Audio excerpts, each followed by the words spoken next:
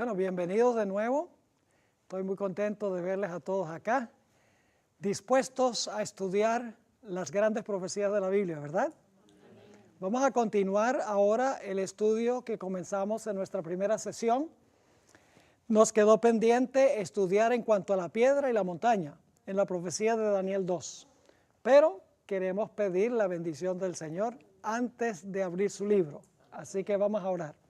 Padre Celestial, una vez más nos acercamos a tu trono pidiendo sabiduría de lo alto, porque nuestra sabiduría es insuficiente para entender las grandes cosas de tu palabra. Te ruego, Señor, que los que vean esta programación puedan abrir su corazón y su mente para escuchar tu mensaje. Te pedimos, Señor, que nos acompañes, que nos dirijas y que nos capacites para comprender y recibir lo que tienes para nosotros. Te lo pedimos en el nombre precioso de tu Hijo, Cristo Jesús. Amén. Bueno, vamos a repasar lo que hemos estudiado sobre Daniel 2. En realidad hay una secuencia de reinos que se presentan en este capítulo. El primer reino, ¿cuál es? Babilonia. Luego, ¿cuál? Medo-Persia. Luego, Grecia. Luego, el imperio romano. Y luego, el imperio romano se divide ¿en qué? En 10, porque continúa el hierro en los pies.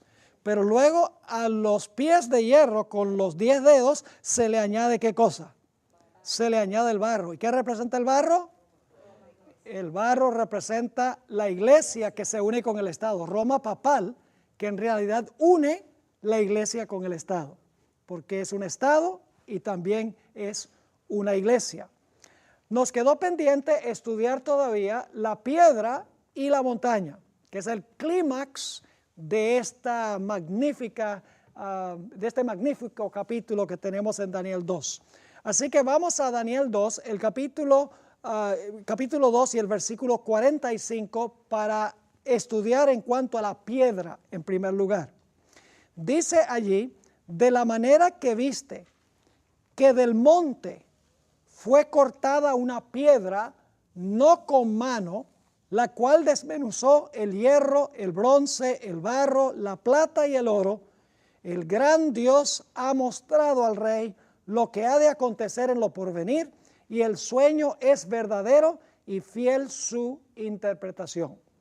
Así que quiero que se imaginen, está esta estatua que representa todos los reinos, desde Babilonia hasta el fin del tiempo. Se ve una piedra gigantesca que viene y golpea en los pies de la imagen, desmenuza todos los metales, desmenuza los pies, y entonces llega a ser una gran montaña que llena toda la tierra. Ahora, ¿qué representa esa piedra y a qué evento se está refiriendo? Vamos a 1 de Pedro, el capítulo 2 y el versículo 6, para primero identificar la piedra. Dice, por lo cual también contiene la escritura: he aquí pongo en Sión la principal ¿qué? La principal piedra del ángulo, escogida, preciosa, y el que creyere en él no será avergonzado. Ahora dice, tenemos una piedra en Sión. Sión era una montaña, ¿verdad que sí? Así que hay una piedra que está en la montaña, Sión. En Daniel 2 dice que la piedra fue cortada ¿de qué? De la montaña. Interesante. Ahora yo pregunto, ¿quién es esa piedra de 1 de Pedro 2 y el versículo 6? Esa piedra representa a Cristo Jesús. Ahora, ¿qué significa el hecho de que la piedra viene y golpea en los pies de la imagen y desmenuza todos los metales que representan los reinos de este mundo? Significa que el Señor Jesucristo va a venir del monte de Sión celestial y va a destruir a todos los reinos de la tierra y va a establecer un reino que no se va a corromper jamás. Ahora, ¿qué significa la expresión no con manos? Fíjense que la piedra fue cortada no con manos. Afortunadamente, dejamos que la Biblia se explique ella misma. Hay otros versículos que usan la expresión no con manos. Vamos a Hebreos, el capítulo 9 y el versículo 11, a donde se habla del santuario. Ustedes recuerdan que Dios mandó a construir un santuario en la tierra que era una copia de la maqueta que le mostró Dios a Moisés en el monte. Ahora, fíjense lo que dice en Hebreos 9:11 en cuanto al santuario celestial. El terrenal fue hecho por manos humanas, ¿verdad que sí? Pero fíjense el celestial. Pero estando ya presente Cristo, sumo sacerdote de los bienes venideros, por el más amplio y más perfecto tabernáculo, ese es el tabernáculo celestial, y luego que dice, no hecho de manos, y luego explica, es decir, no de esta creación. Yo pregunto, ¿quién estableció todos los reinos que se levantaron antes de este? Fueron gobernados por seres humanos, ¿verdad que sí? Pero según la profecía, este último reino no es hecho con manos humanas, es una obra divina de Dios. Es decir, el reino que se va a establecer eterno en este mundo no es un reino creado por los seres humanos, sino que es un reino sobrenatural creado por Dios. Fíjense Marcos 14 y el versículo 58. Marcos 14, 58 usa la misma expresión, no con manos. Aquí ustedes recuerdan que Jesús dijo, destruid este templo y en 3 días lo edificaré. Ahora fíjense lo que dice Marcos 14, 58. Cuando están acusando a Jesús dicen, nosotros le hemos oído decir, yo derribaré este templo, ¿cómo? Hecho a mano, y en 3 días edificaré otro hecho sin mano. ¿Qué significa este templo hecho por mano? ¿Quién hizo ese templo? Herodes, fue el que lo embelleció, 46 años, ¿verdad? Pero yo pregunto, ¿a qué templo se estaba refiriendo Jesús? Se estaba refiriendo al templo de su cuerpo. Cuando Jesús resucitó con un cuerpo glorificado. ¿Resucitó con su cuerpo humano común y corriente? No, resucitó incorruptible e inmortal. Cuando resucitó, el cuerpo se lo dio su Padre, se lo dio Dios, un cuerpo sobrenatural. Es decir, la expresión no con manos significa que el reino que va a imperar en este mundo para siempre no es un reino creado por los seres humanos. Es un reino creado por Dios, sobrenatural y milagroso, sin intervención de seres humanos. Ahora, ¿qué representa la montaña? La piedra luego se convierte en una gran montaña que cubre toda la tierra. Bueno, tenemos que comparar Daniel 2, 34 y 35 con Daniel 2, 44 para saber qué representa la montaña. Dice en Daniel 2, 34 y 35, estabas mirando hasta que una piedra fue cortada, no con mano, e hirió a la imagen en sus pies de hierro y de barro cocido y los desmenuzó. Entonces fueron desmenuzados también el hierro, el barro cocido, el bronce, la plata y el oro, y fueron como tamo de las eras del verano, y se los llevó el viento sin que de ellos quedara rastro alguno. Mas la piedra que hirió la imagen fue hecha un gran monte que llenó toda la tierra. Ahora, esa es la descripción que da Daniel a Nabucodonosor de lo que Nabucodonosor vio en el sueño. Pero el versículo 44 nos explica qué significa lo que vio el rey. Dice en el versículo 44 lo que significa el gran monte que llenó toda la tierra. Dice, en los días de estos reyes, es decir, de los pies, el Dios del cielo levantará un reino que no será jamás destruido, ni será el reino dejado a otro pueblo, desmenuzará y consumirá a todos estos reinos, pero él permanecerá para siempre. La montaña significa el reino eterno de Cristo Jesús, porque en la Biblia un monte simbólicamente representa un reino. Es decir, la piedra que pega en los pies de la imagen representa la segunda venida de Cristo Jesús, y la montaña significa el reino eterno que va a establecer cuando Jesús regrese por segunda vez y reinará sobre toda la tierra para siempre como Rey de Reyes y Señor de Señores. Ahora, el Señor Jesucristo se refirió a esta profecía de Daniel 2. Quiero que notemos Mateo 21 y el versículo 44. Siempre que estudiamos nosotros esta profecía debemos hacer una aplicación personal. Debemos hacer una aplicación a nosotros individualmente. Ahora fíjense lo que dijo Jesús. Hablando a un grupo de judíos, dice, el que cayere sobre esta piedra, está hablando de sí mismo, el que cayere sobre esta piedra será quebrantado. y sobre quien ella ¿qué? Cayere, le desmenuzará. Es decir, lo que está diciendo Jesús es que nosotros podemos caer sobre la piedra para que se rompa y se quebrante nuestro yo, nuestro egoísmo. Pero si nosotros no caemos sobre la piedra, si nosotros no nos convertimos, si nuestro corazón no es quebrantado, nuestro yo no es eliminado, entonces la piedra caerá sobre nosotros, no sobre los reinos del mundo en general nada más, está hablando individualmente. Y dice aquí que los desmenuzará. Otro ejemplo que les puedo dar, Juan el Bautista en Mateo 3, 11 y 12, dijo: yo a la verdad os bautizo en agua para arrepentimiento, pero el que viene tras mí, cuyo calzado yo no soy digno de llevar, él os bautizará en Espíritu Santo y en fuego. Es decir, el Espíritu Santo quiere entrar a nuestra vida y quiere consumir el pecado. Pero ¿qué sucede si nosotros no permitimos que el Espíritu Santo entre a nosotros para consumir el pecado?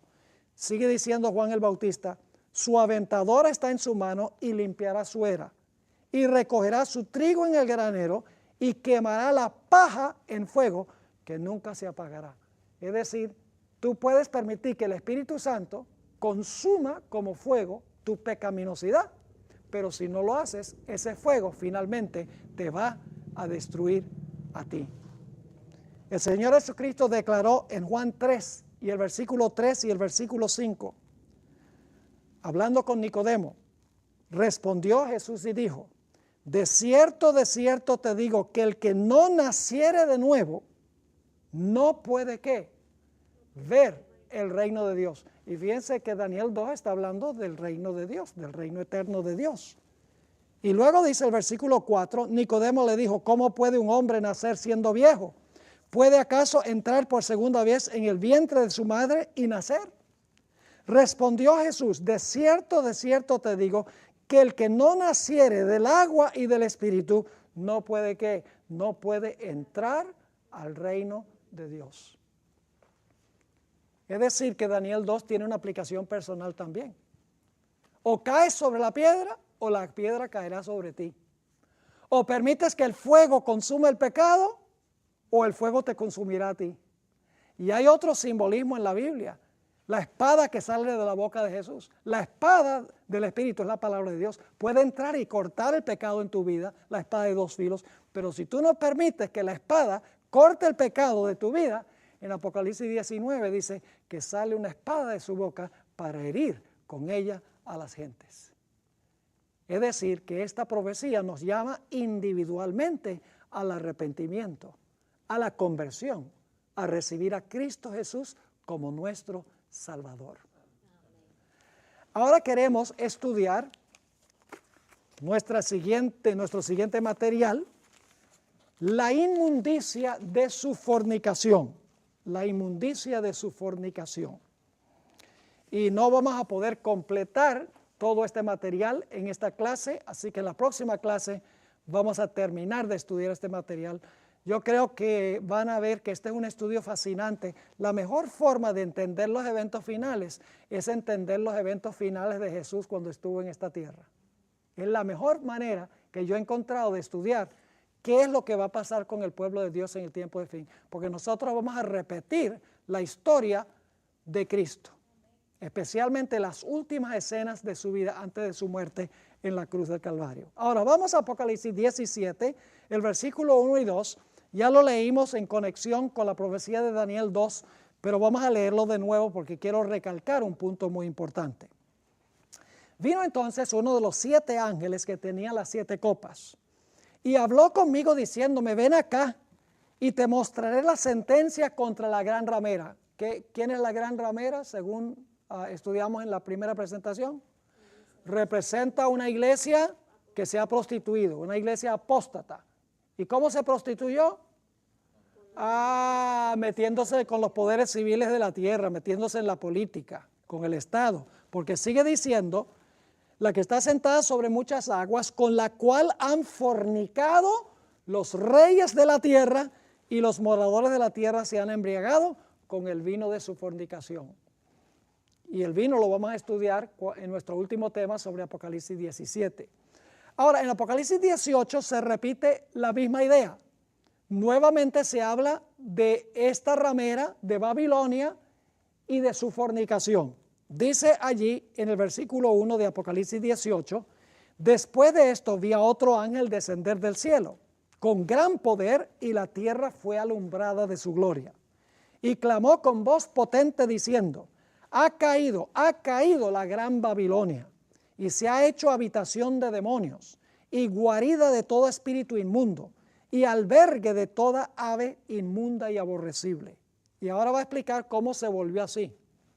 Dice, porque todas las naciones han bebido del vino del furor de su fornicación, y los reyes de la tierra han fornicado con ella. ¿Qué es la fornicación? Que se entremezcla ¿con quiénes? Con los poderes civiles de la tierra, con los reyes de la tierra. Dice aquí, porque todas las naciones han bebido del vino del furor de su fornicación, y los reyes de la tierra han fornicado con ella, y los mercaderes de la tierra se han enriquecido de la potencia de sus deleites. Así que aquí tenemos una iglesia que mezcla la iglesia con los poderes civiles de la tierra. La mezcla del hierro con el barro es lo mismo que la ramera quien fornica con los reyes de la tierra. Ahora le pregunto, ¿la iglesia tiene su función? Sí, el Estado tiene su función. Cada uno tiene su propia función.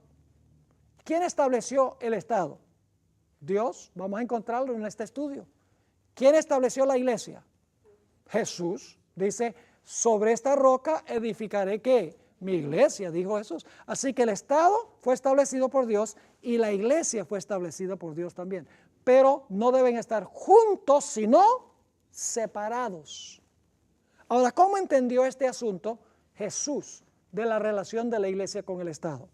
Vamos a Mateo 22 y el versículo 15 al 21. Mateo 22, 15 al 21.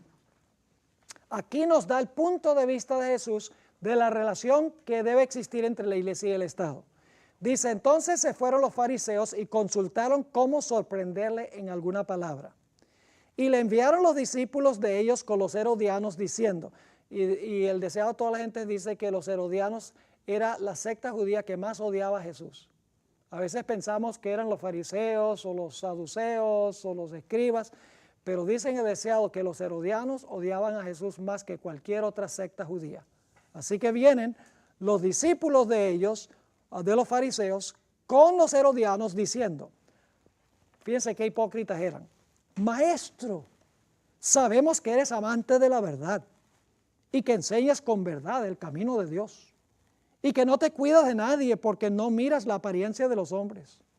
Dinos pues, ¿qué te parece? ¿Es lícito dar tributo a César o no?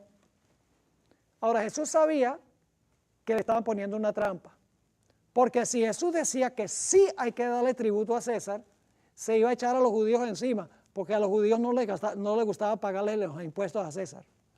Si decía que no hay que pagarle los impuestos a César, se hubiera echado el imperio romano encima, porque Roma exigía que se pagaran impuestos. Así que si Jesús respondía sí, estaba en problemas, y no también. Jesús conocía lo que ellos querían hacer, y por lo tanto sigue diciendo en el versículo 18, pero Jesús, conociendo la malicia de ellos, les dijo, ¿por qué me tentáis, hipócritas? Mostradme la moneda del tributo. Y ellos le presentaron un denario, que sería el pago diario normal de aquella época. Entonces les dijo, ¿de quién es esta imagen y la inscripción? Es decir, la cara de quién está en esta moneda y el nombre de quién está en la moneda.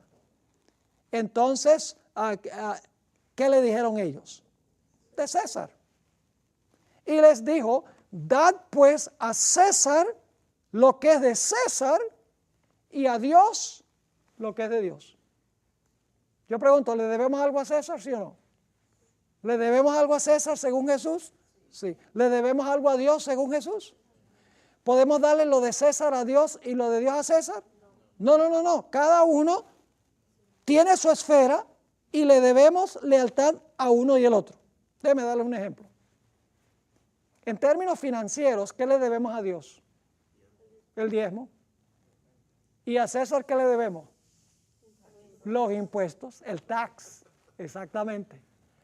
Ahora, ¿Jesús dijo que hay que pagarle tax a César? Claro que sí. ¿Dijo también que hay que devolverle a Dios lo que es de Dios, el diezmo? Claro que sí. Pero, ¿qué hubiera dicho Jesús de tomar los diezmos y dárselos a César?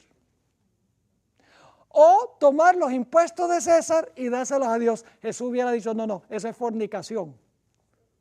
Porque hay que mantener los dos reinos separados. Son importantes los dos. Yo establecí los dos, pero uno es para gobernar los asuntos eclesiásticos y el otro es para gobernar asuntos civiles, para conservar el orden de la sociedad. Ahora, la pregunta clave es, ¿qué es lo que le debemos a César y qué es lo que le debemos a Dios? Vamos a examinar un poco más detenidamente esto. Deuteronomio 4 y el versículo 13 nos dice que la ley de Dios fue escrita en 2 tablas de piedra. Vamos a leer ese versículo, dice, y él os anunció su pacto, aquí está hablando Moisés, el cual os mandó poner por obra los 10 mandamientos y los escribió ¿en qué? En 2 tablas de piedra. ¿Podría Dios haber escrito los 10 mandamientos en 3 tablas si hubiera querido? Sí. ¿O en una sola?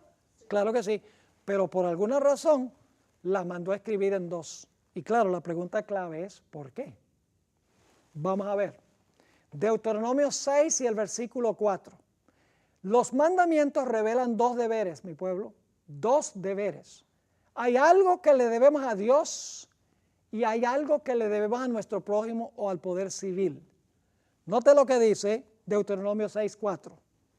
Hablando de la primera tabla de la ley, dice, amarás a Jehová tu Dios de todo tu corazón y de toda tu alma y con todas tus fuerzas. ¿Cuál es nuestra primera responsabilidad? Amar a Dios por sobre todas las cosas, como dicen los católicos, ¿verdad? Amar a Dios por sobre todas las cosas. Ese es el primer grande mandamiento. Ahora, noten que hay un segundo mandamiento grande. Levítico 19 y el versículo 18. Dice, no te vengarás ni guardarás rencor a los hijos de tu pueblo, sino amarás a tu prójimo como a ti mismo, yo Jehová. Es decir, nosotros tenemos una responsabilidad vertical para con Dios y horizontal para con nuestro prójimo. Debemos amar a Dios por sobre todo y debemos amar a nuestro prójimo, vertical y horizontal. Ahora, lo interesante es que Jesús se refirió a estos 2 grandes mandamientos. Note Mateo 22 y el versículo 34 al 40. Mateo 22, 34 al 40. Entonces los fariseos, oyendo que había hecho callar a los saduceos, se juntaron a una. Y uno de ellos, intérprete de la ley, preguntó por tentarle, diciendo, Maestro, ¿cuál es el gran mandamiento en la ley? Jesús le dijo, amarás al Señor tu Dios con todo tu corazón y con toda tu alma y con toda tu mente. Este es el primero y grande mandamiento. ¿De dónde viene esa cita? De Deuteronomio 6:4. ¿Verdad que sí? Lo leímos. Ahora fíjense, versículo 39. Y el segundo es semejante. Amarás a tu prójimo como a ti mismo. Ese viene de Levítico 19:18. Y luego dice Jesús, de estos 2 mandamientos depende toda la ley y los profetas. Ahora fíjense, los primeros 4 mandamientos tienen que ver con nuestro deber para con quién. Para con Dios, no para con los seres humanos. El poder civil no puede tener nada que decir en cuanto a los primeros 4 mandamientos. El primer mandamiento dice, no tendrás dioses ajenos delante de mí. El poder civil no puede decir nada en cuanto a ese mandamiento porque eso es lo que le debemos a Dios. Segundo mandamiento, no hagas imágenes que rebaje tu concepto de Dios. ¿Ve? Centrado en Dios. Si amo a Dios, no voy a hacer ídolos para inclinarme a ellos y rebajar mi concepto de Dios. Tercer mandamiento dice, no tomes en vano el nombre de Dios. El gobierno civil no me puede decir que yo no puedo tomar el nombre de Dios en vano, porque ya ese es asunto mío, ¿con quién? Con Dios. Y el cuarto mandamiento dice que yo debo guardar el día de reposo de Dios. Los primeros 4 mandamientos definen mi relación con Dios, pero los últimos 6 mandamientos definen mi relación horizontal con mi prójimo. Por ejemplo, honra a tu padre y a tu madre. Ya eso es relaciones entre seres humanos. No matarás, no cometerás adulterio, no hurtarás, no hablarás falso testimonio, no codiciarás nada de lo que es de tu prójimo. Todo eso tiene que ver con amar a nuestro prójimo, tiene que ver con preservar el orden civil en la sociedad. Yo pregunto, ¿el poder civil tiene derecho a castigar a los que matan? Sí, señor. ¿Tiene derecho el poder civil de que una persona vaya a un tribunal si alguien levantó un falso testimonio en contra de uno? Claro que sí. ¿El poder civil puede intervenir si un hijo maltrata a sus padres? Claro que sí. ¿El poder civil puede intervenir si yo le robo algo a alguien? Claro que sí. Es decir, los últimos 6 mandamientos le pertenecen al poder civil para preservar el orden civil y las relaciones entre seres humanos. Pero el poder civil no puede tener nada que ver con los primeros 4 mandamientos, porque esos mandamientos tienen que ver con mi relación con Dios. ¿Está claro ese punto?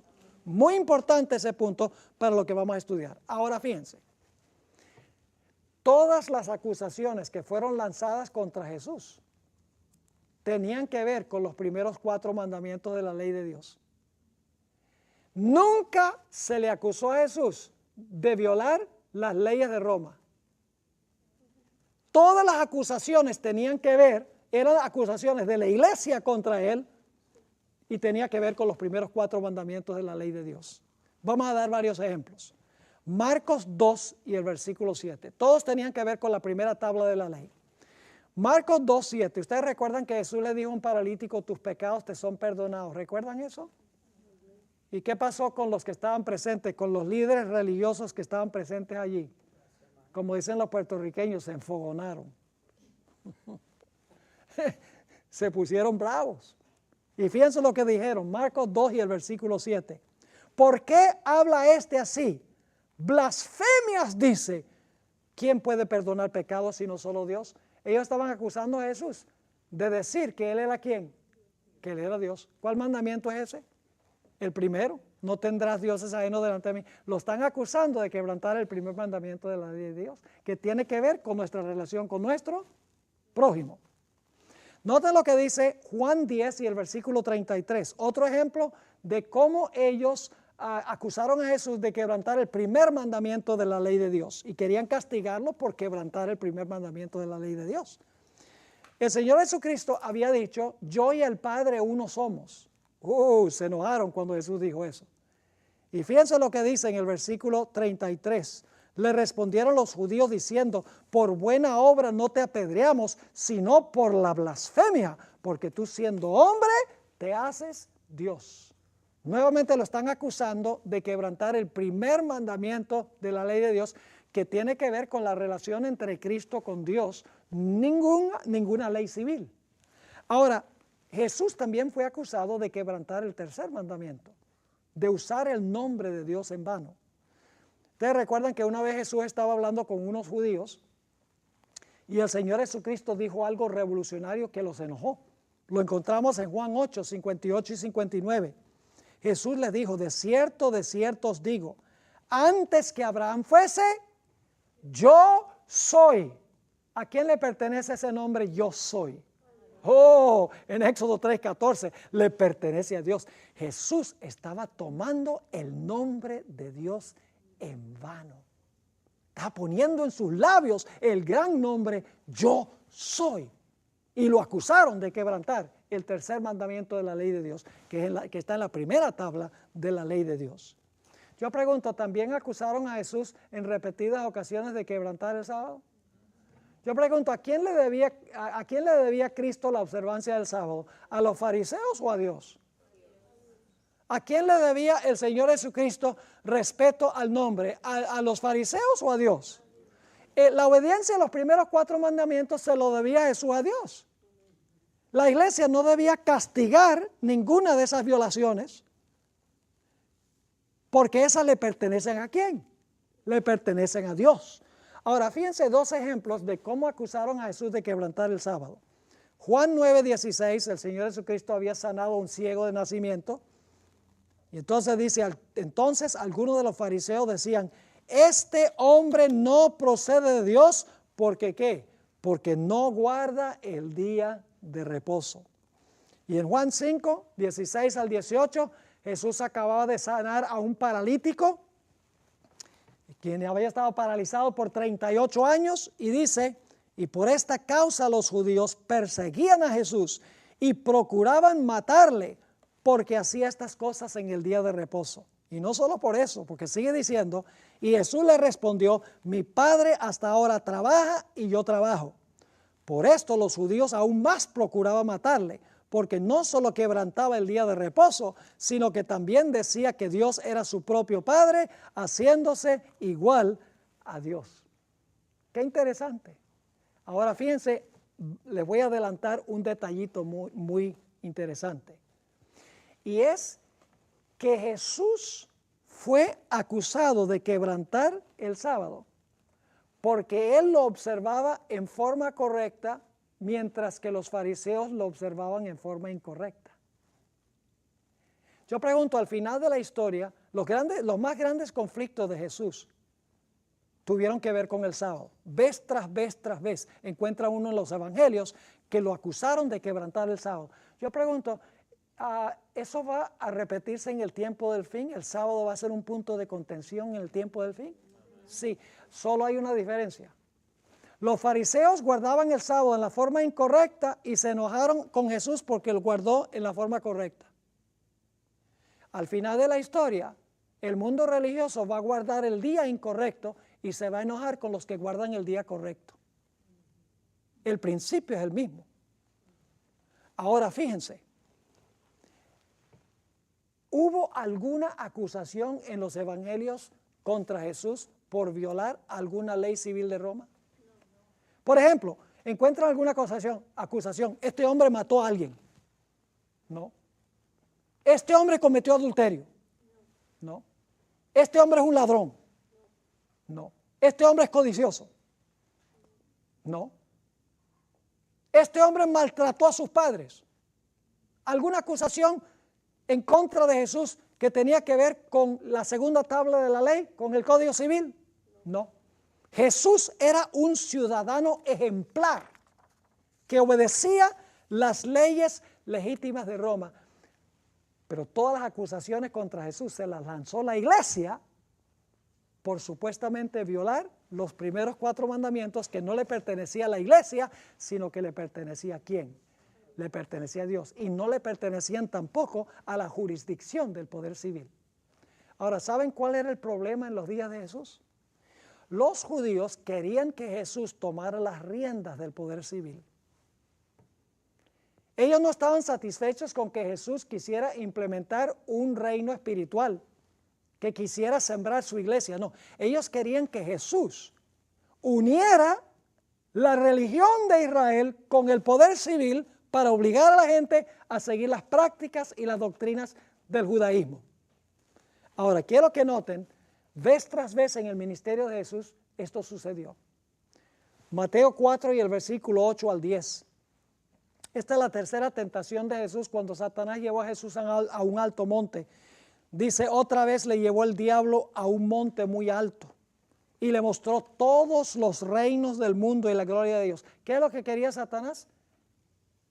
Quería que Jesús tomara los reinos, que gobernara civilmente, no en religión, materia de religión, sino en asuntos civiles. Versículo 9, y le dijo, todo esto te daré si postrado me adorares. Entonces Jesús le dijo, vete Satanás, porque escrito está, al Señor tu Dios adorarás y a Él solo servirás. Jesús rechazó la posibilidad de tomar las riendas del poder civil. Ahora fíjense, en Juan 6:15, Jesús acababa de alimentar a 5,000. Y los judíos quedaron impresionados y dijeron, oye, este alimentó a 5,000 personas.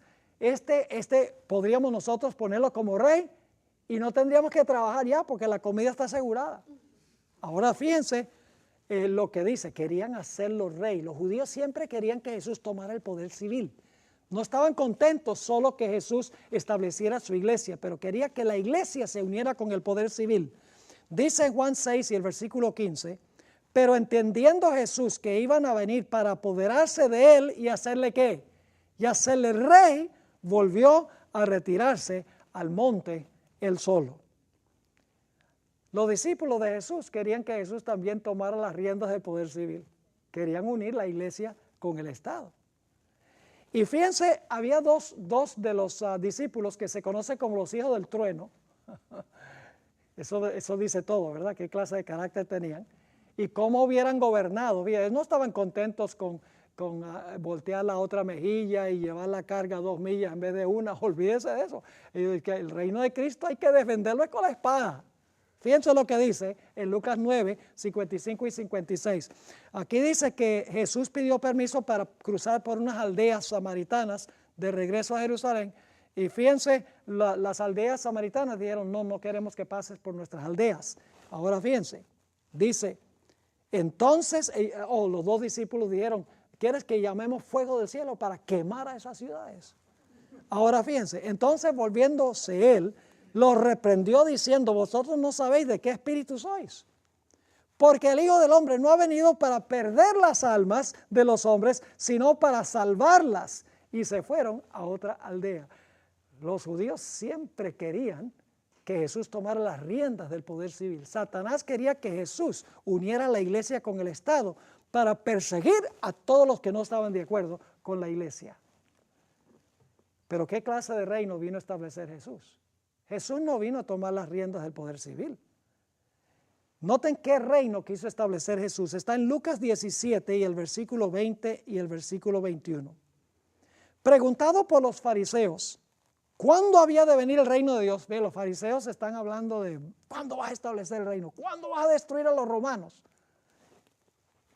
Le respondió y dijo, el reino de Dios no vendrá con advertencia, es decir, con una gran demostración.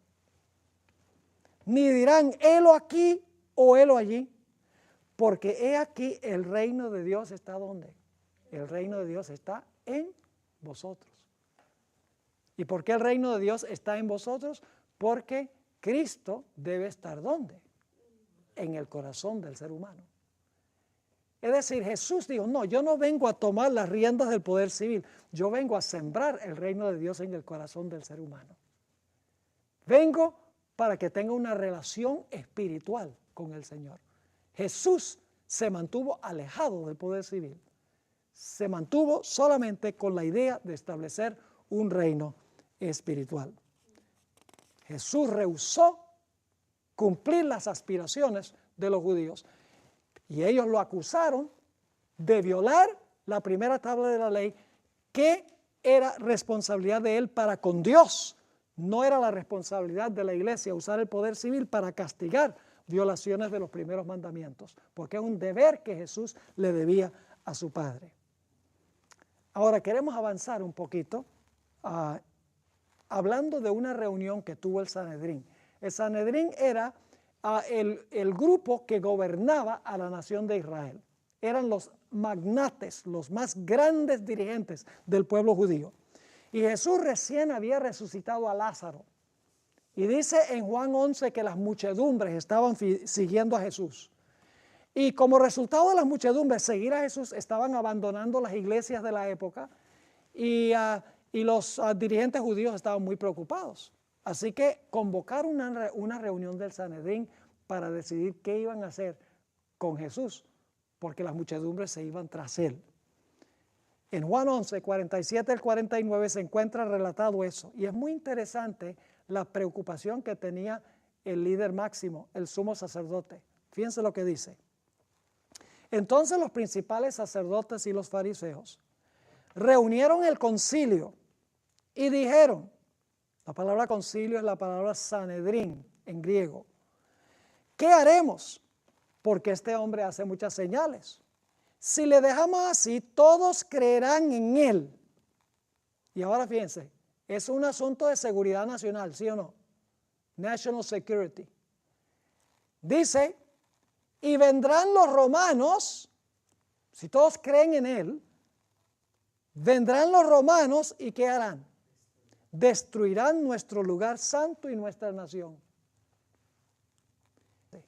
Entonces Caifás, uno de ellos, sumo sacerdote aquel año, les dijo, vosotros no sabéis nada, ni pensáis que nos conviene que un hombre muera por el pueblo y no que toda la nación perezca. ¿Qué es lo que está diciendo Caifás? Está diciendo, mire, las muchedumbres están siguiendo en pos de él.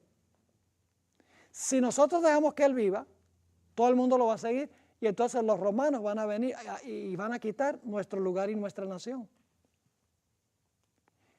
Por razones de seguridad nacional, este hombre tiene que morir. Y ese mismo día pronunciaron la sentencia de muerte contra Cristo. Según Juan 11 y el versículo 53, ese mismo día el Sanedrín decidió que Jesús tenía que morir. Y Jesús no había violado ninguna ley de Roma, pero según ellos había violado los preceptos de los primeros 4 mandamientos de la ley de Dios, que le pertenecen a nuestra relación con Dios, y no debe la iglesia unirse con el Estado para castigar a los que supuestamente desobedecen esos mandamientos. Ahora nos adelantamos un poquito y vamos al huerto del Getsemaní, a donde Jesús ha ido con sus discípulos y donde Jesús empezó a sudar gotas de sangre y le rogó a su Padre que le quitara la copa de su mano, la copa del sufrimiento, le rogó 3 veces. Estando Jesús allí en el huerto del Getsemaní, sucedió algo muy interesante cuando vinieron a arrestarlo. Mateo 26 y el versículo 51 y 52 nos tiene el relato, y quiero que recuerden una frase que encontramos aquí que es muy importante. Dice Mateo 26, 51, pero uno de los que estaban con Jesús, sabemos que era Pedro, extendiendo la mano, sacó su espada. ¿Qué fue lo que sacó? Muy importante eso. Sacó su espada e hiriendo a un siervo del sumo sacerdote, le quitó la oreja. Y créame que no le estaba tirando a quitar la oreja, le estaba tirando a quitar la cabeza. Pero era pescador y no soldado, y le falló la puntería. Ahora fíjense el versículo 22.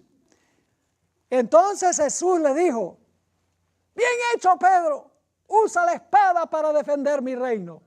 No, fíjense.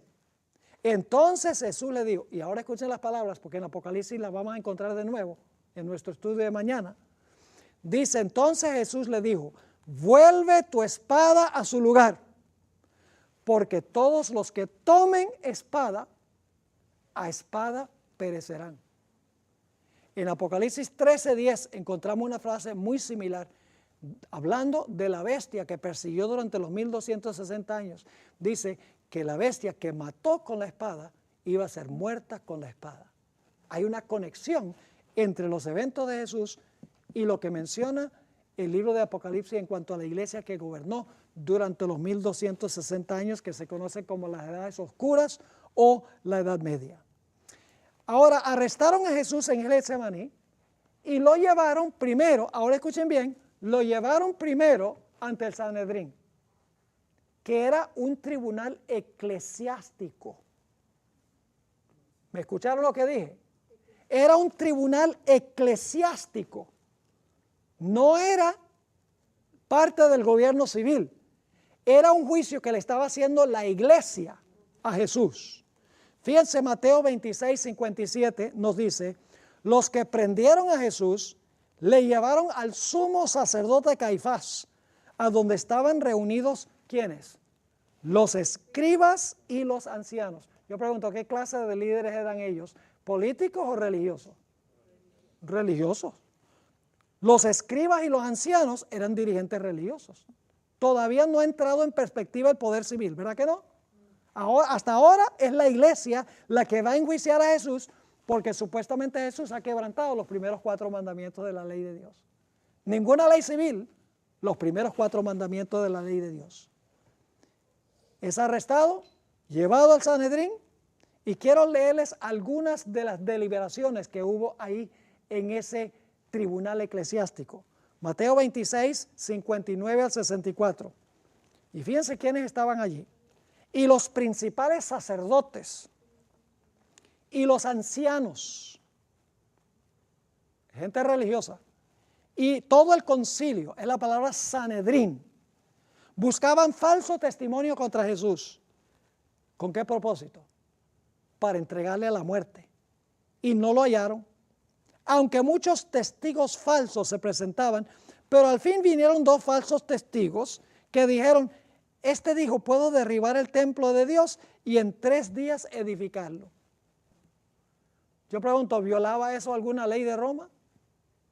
¿Alguna ley civil? No. Versículo 62, y levantándose el sumo sacerdote le dijo, ¿no respondes nada? ¿Qué testifican estos contra ti? Mas Jesús callaba. Entonces el sumo sacerdote le dijo, te conjuro por el Dios viviente que nos digas si tú eres el Cristo, el Hijo de Dios. Yo pregunto, ¿había algún problema con Roma que Jesús dijera que era Hijo de Dios? ¿Era alguna violación de alguna ley civil eso? No, eso no era matar, ni robar, ni adulterar, no. Así que dice, te conjuro por el Dios viviente que nos digas si eres tú el Cristo, el Hijo de Dios. Jesús le dijo, tú lo has dicho. Y además os digo que desde ahora veréis al Hijo del Hombre sentado a la diestra del poder de Dios y viniendo en las nubes del cielo. Y esto llevó al sumo sacerdote a rasgar sus vestidos y acusar a Jesús de blasfemia. Ahora, ¿saben lo que es interesante? Todas las acusaciones contra Jesús tenían que ver con la primera tabla de la ley. Un deber que él le debía a Dios, no a ellos. Pero no solo eso, sino todos los derechos civiles que tenía Jesús, todos los derechos legales de Jesús fueron violados por la iglesia. Aquí les tengo una lista en el material. Se contrataron falsos testigos.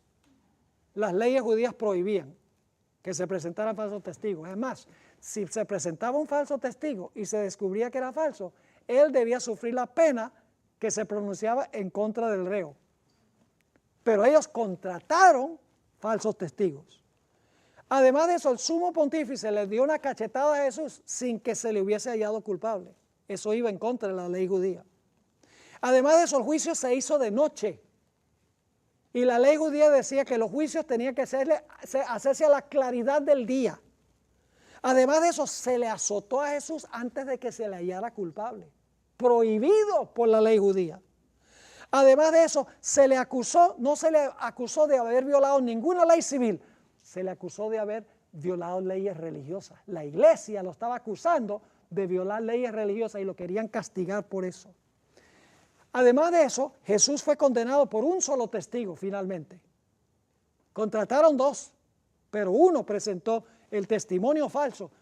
La ley judía prohibía terminantemente que un solo testigo pudiese condenar a un acusado. Además de eso, la ley judía prohibía que el reo se autoincriminara. Y el sumo sacerdote hizo que Jesús se autoincriminara cuando le preguntó, ¿eres tú el Cristo? Dinos sí o no. Y si Jesús decía que sí, se estaba incriminando a sí mismo. Además de eso, la ley judía le daba derecho al acusado de un abogado defensor. Jesús no tenía nadie que lo defendiera. Además de eso, era prohibido hacer un juicio en privado en la ley legal de los judíos. No se podía hacer un juicio, escuchen bien, viernes, ni tampoco se podía hacer en día de fiesta ni en sábado. ¿Y cuándo fue que le hicieron el juicio a Jesús? El viernes, exactamente. Ustedes saben que el jueves en la noche ya es viernes, ¿verdad que sí? Ahora, fíjense, además de eso, cuando se encontraba a un individuo culpable, tenía que esperar 3 días para ejecutar la sentencia. Y el propósito de eso era que podía salir nueva evidencia que podía absolver de culpa al reo. Así que esperaban 3 días. Yo pregunto, ¿cuánto esperaron para matar a Jesús? Lo mataron el mismo día. Es decir, los judíos violaron todas las garantías legales a las cuales tenía derecho el Señor Jesucristo, supuestamente por haber violado leyes religiosas que le pertenecen a Dios. No había violado ninguna ley civil. Y dice la Biblia que después que deliberaron y le hicieron la inquisición a Jesús, porque esta fue una inquisición eclesiástica que le hicieron a Jesús, pronunciaron la sentencia de muerte contra él. La iglesia pronunció la sentencia de muerte. Todavía no ha entrado en perspectiva el poder civil. Todavía no ha entrado. Esto es pura iglesia. Pero ya pronto va a entrar el poder civil a la perspectiva. Note Mateo 26, 65 y 66. Entonces el sumo sacerdote rasgó sus vestiduras diciendo: ha blasfemado. ¿Qué más necesidad tenemos de testigos? He aquí, ahora mismo habéis oído su blasfemia. ¿Qué os parece? Y respondiendo ellos dijeron: ¿qué cosa? Es reo de muerte. ¿Quién pronunció la sentencia de muerte contra Jesús? ¿La iglesia o el Estado? La iglesia. ¿Quién le hizo la inquisición? La iglesia. ¿Cuáles fueron las acusaciones?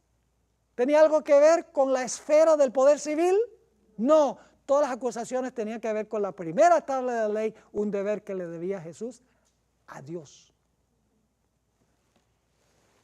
Ahora, había muchas denominaciones en esos días. Estaban los herodianos, los celotes, los fariseos, los saduceos, los esenios. Y saben que estas sectas judías, que eran denominaciones de la época, no se querían ni en retrato una con la otra. Por ejemplo, los saduceos no podían verse con los fariseos. Tenían doctrinas distintas, pero cuando se trató de matar a Jesús, todas las denominaciones de la época se juntaron a una y olvidaron sus diferencias doctrinales para acabar con la vida del Señor Jesús. Están empezando a captar un cuadro interesante aquí. Ahora fíjense, se hizo el juicio eclesiástico y ahora había que llevar al Señor Jesucristo al poder civil, porque la iglesia no podía ejecutar la sentencia de muerte como iglesia. Vamos a nuestro último punto por esta clase y ya en nuestra próxima clase vamos a completar este cuadro tan interesante.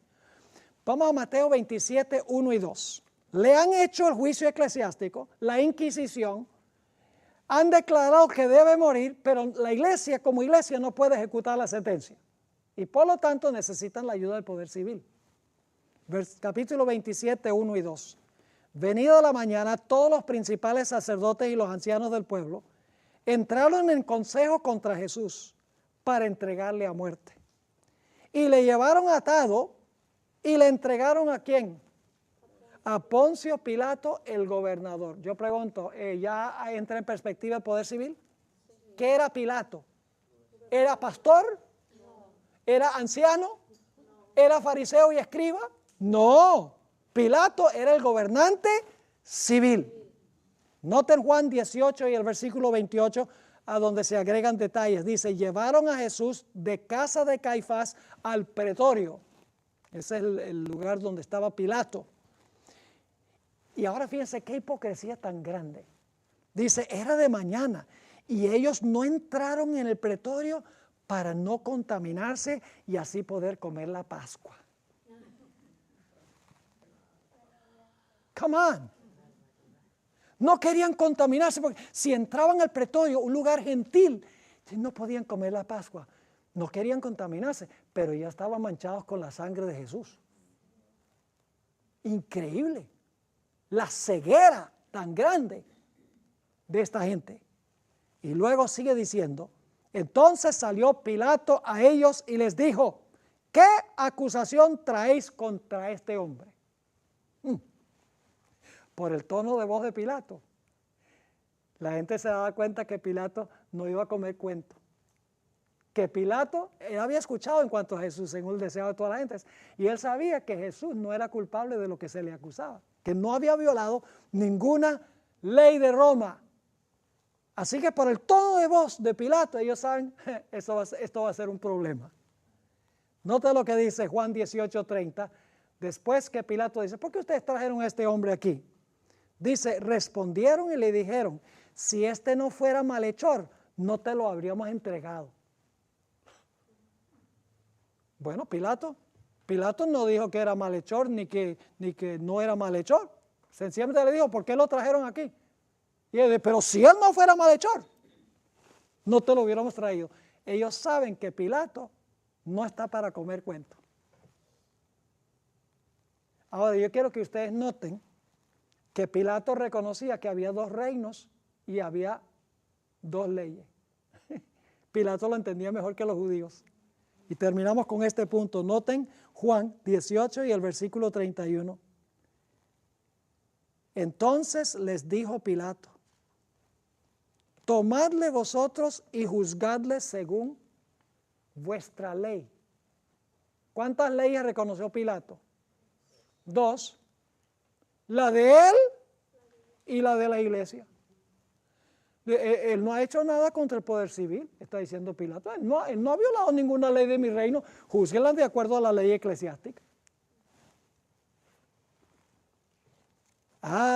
Pero ellos querían matar a Jesús y no podían como iglesia, aunque la iglesia lo había condenado a muerte. Leamos nuestro último texto por esta clase, Juan 18 y el versículo 31. Dice, entonces les dijo Pilato, tomadle vosotros y juzgadle según vuestra ley. Y los judíos le dijeron, a nosotros no nos está permitido dar muerte a nadie. La iglesia no podía sin la ayuda del poder civil. Ahora fíjense, Pilato entendía que había dos leyes y había dos reinos. Y él sabía que ellos lo que querían era matar a Jesús.